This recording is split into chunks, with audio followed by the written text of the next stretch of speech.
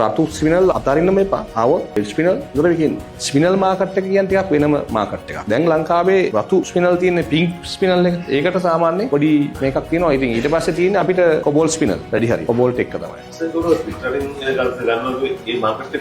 මම දැන් ඒක හදාගෙන තියෙන්නේ බර්මා වල මගේ ඉන්නවා සෙට් එකක්. මම රූබි ගත්තානේ. ඒක එක්සිබිෂන් එකකින් මට සෙට් වුණා.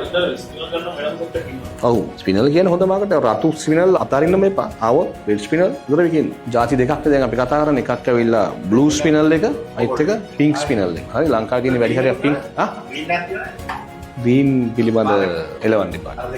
ග්‍රීන් කියන්නේ උතරම ග්‍රීන් රේන්ජ් එකේ වැඩිපුර එමරල්ඩ් සහ සැවරයිට්. සැවරයිට් කියන්නේ මොනවද? ග්‍රීන් ගානට්. සැවරයිට් එමරල්ඩ් විතරයි මාකට් එකේ වැඩි හරියක් යන්නේ. අනිත් ග්‍රීන් ගල් ගොඩක් වෙලාවට ඔය තෝමලින් වගේ දේවල් පර්ෆෙක්ට්ලි කපනවා. එහෙම විකුණන්න try කරනවා. නමුත් ලොකුවට යන්නේ නැහැ. පින්ක් ස්පිනල් වල ලොකු මිලක් නැහැ. සාමාන්‍ය රුපියල් 10,000 15000 රේන්ජ් එකේ කැපිච්ච ගලම්ම 10,000 15000 රේන්ජ් එකේ ගන්න. නමුත් මම ඔය කියන විදිහට හොඳ රතු පාට ස්පිනල් එකක් එනවා නම් එහෙම සාමාන්‍යයෙන් මම ගත්ත එක ගලක් කැරට් 12ක් කැපෙන ගලක් ලක්ෂ 90කට ස්පිනල් එක. මොන හිතා ගන්නද?